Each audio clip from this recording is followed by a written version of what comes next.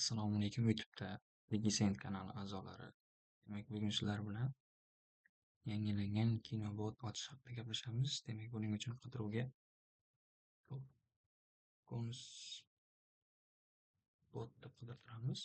Bizda mana bunday logo bilan shu bot kelib chiqadi. Demak, unga kirib birinchi bo'lib start bosamiz. Botimizda shu oynalar ochiladi. Demak, bot ochishimiz hisobimizda 21 so'm pul bo'lishi kerak. Demak, mening hisobimda pul bor va botlarni boshqarishga kiramiz va yangi bot ochishni bosamiz. Keyin 3 ta kategoriya chiqadi. Bundan kinobotni tanlaymiz. Kinobotni tanlaymiz. Bu yerda kinobot haqida ma'lumot, interfeysi o'zbekcha, bot ochish narxi 21 ming so'm va oylik to'lov 27 ming so'm bonus sifatida birinchi bot ochganda 30 kunlik to'lov bepul bo'ladi va 21 ming so'm evaziga botni ochishni bosamiz. Demak, yangi bot ochish bo'yicha qo'llanma deyapti. Bot fazerga o'ting, buyrug'ini yuboring va new bot buyrug'ini yuboring deydi. Demak, bot fazerga o'tamiz. Demak, menda hozir bot borligi uchun uni ko'rsatib o'tirmayman. Bizga bosamiz va mana bu tokenni olaman. Bot bizga qaytamiz va shu tokenni yuklamamiz. Token mana bu shaklda bo'ladi. Botingiz tayyor deydi. Quyidagi tugma orqali o'tga o'tishingiz mumkin deydi. Demak, biz botga birinchi bo'lib start buyrug'ini yuboramiz. Va admin bo'lganimiz uchun bizda bu yerda mana bunday boshqaruv degan tugma ochiladi. Demak, boshqaruvni bosamiz. Endi bizga birinchi asosiy kerak bo'ladigan narsa kinolar baza kanalga saqlanadi. Shuning uchun mana bu qo'shimcha kanallar o'tamiz va kinobaza kanalini bosib mana bu yerda kiritilmagan turadi, lekin baza kanallar bo'lamiz. Demak, baza kanalga makonni deymiz. Ya'ni bu yuborib turgan nima? Shu sizda bo'lishi kerak. Ya'ni menda mana shu kanal ochilgan. Demak, bot admin emas deyapti. Avval botni admin qilib olamiz. Channel setting ga kiramiz. Admins, double admin. Okay. Save qilamiz. Chiqamiz. Endi yana shu havolani qaytib yuboramiz. Kanal qo'shildi deydi. Endi qo'shimcha kanallarga kirib kinobaza kanalini tanlasak, bizda endi bu shu turadi. Endi keyingisi kanallar qo'shish, ya'ni bizda bot orqali hozirda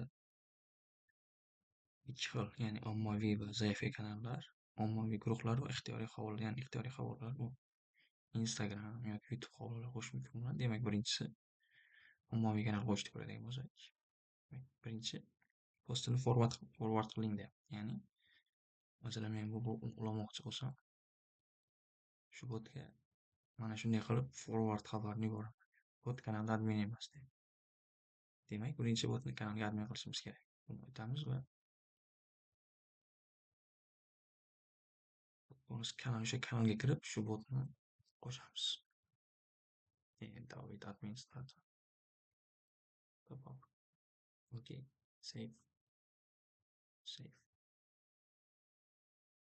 Endi yaratgan botimizga qaytamiz. Qayta urinib ko'ring deydi. Yana shu kanalda mana bu shaklda forward yoki uzatish degan narsa chiqadi. Shu orqali uzatamiz. Ya'ni uzatganingizda mana bu yerda kanalingizni nimasi bo'lishi kerak. Kanal muvaffaqiyatli ulandi. Boshqaruv, kanallar, majburiy obunalar ro'yxatdan ko'rsak, bizda kanalimiz chiqib turadi. Hozir men a'zo bo'lganim uchun start qilsam, kanal menga chiqmaydi. Keyingi bo'lim statistika. Ya'ni botimizda nechta obunachi bor, bugun qo'shilganlar, nechta oyda qo'shilganlar va nechta kino. Endi keyingi bo'limimiz kino yuklash. Ya'ni bizda kino va seriallar yuklash mumkin bo'ladi. Va birinchisi biz kino qo'shishni tanlaymiz. Kerakli kino faylini yuboring. Eslatma, video hajmi 2 GB bo'lmasi kerak. Kino yuboramiz. Masalan, bu yerda mana buni botga uzataman. Forward yoki oddiy uzatish farqi yo'q. Mana bu baza kanalimizga boradi. Endi kino uchun caption, ya'ni kinoyingiz tagida chiqadigan mana bunday narsani yuboring deyapti. Test uchun deb shunchaki yozayotganim uchun test uchun deb yuboryapman. Test uchun deb yubordik va bazaga muvaffaqiyatli yuklandi. Masalan, bir kodini yuborsak, bizda mana shu kinoni tashlab beradi va bizda baza kanalda mana bunday qilib tashlab qo'yadi. Ya'ni biz bu faylni o'chirmasligimiz kerak va kanalda kanal ulaganimizda boshida mana bu yerda saving content degan narsani doim o'chiq turishi kerak. Ba'zi birlarda shu yong'oq o'qib ketyapti va uzatish cheklangani uchun bu kanaldan kino ma'lumotlarini ololmaydi. Demak, chiqdi. Endi keyingisi qism yuklashni ko'radigan bo'lsak, masalan, qism qo'shish. Kerakli kino kodini yuboring. Ya'ni qaysi kino uchun qism qo'shmoqchimiz. Masalan, biz birni yukladik, bir uchun qism qo'shmoqchimiz. Endi ushbu kinoga tegishli qismni yuboring deydi. Masalan, men yana shuni qaytarib yuboraman. Yubordim. Keyin bir raqamli kinoga, ya'ni ikkinchi qism yuklandi. Bu birinchi qism bo'ladi. Birinchi yuklagan kino kodini o'zi. Bu ikkinchi qism bo'lib, yana qism yuklash uchun yana qaytadan yuboraveramiz. Ya'ni masalan, ikkita qismni yuklamoqchi bo'lsam, tanlaymanda bo'tga shundan keyin yuboraman. Uchinchi qism, to'rtinchi qism yuklandi deydi. Demak, qaytamiz. Masalan, bir kodini yuborsam, bizda jami 4 ta qism yuklangan bo'ladi. 1, 2, 3 va 4 ta qism yuklangan bo'ladi. Demak, endi keyingisi bu adminlar qo'shish menyusi bo'lsa, bu botga o'sha botda mavjud bo'lgan foydalanuvchilarni qo'shish, ya'ni qo'shishni bosib, foydalanuvchi ID raqami yuboriladi. Mana shu admin bo'ladi. Hozir buni ko'rsatib bermayman. Keyingi bo'limimiz obunalar. Ya'ni biz masalan hozir kanal yorumi orqali zaявка kanal qo'shmoqchi bo'lsak, bizdan obuna sotib olishimiz so'raladi. Yoki shu yerdan sotib olishimiz mumkin, yoki bu yerga kirib zaявка funksiya degan obunalar bo'limidagi zaявка funksiya degan funksiyani sotib olsak ham bo'ladi. Ya'ni obuna narxi 20 ming so'm va bu faqat bir martalik. Bir marta sotib olasiz, keyin doimiy botni ishlataverasiz. Ya'ni obuna bo'lishni bosamiz, bu bizni Topcoins bot hisobimizni yechib oladi. Obuna muvaffaqiyatli sotib olindi. Endi buni yuborsak, endi kanalingiz xabarini forward qiling yoki ID raqamini yuboring. Demak, avval botni kanalga admin qilamiz. Masalan, kanal topamiz, bitta zaявка. Ya'ni bu faqat shaxsiy kanal bo'lishi kerak.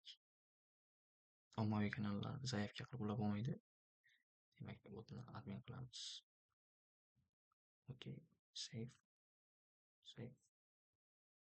Demak, mana bunday olsak bunday post yuboramiz va shuni forward qilib yana shu botga jo'natamiz. Kanalingiz muvaffaqiyatli qo'shildi deydi va sizga mana shu shaklda chiqib turadi. Mana zaявка kanallar ulandi.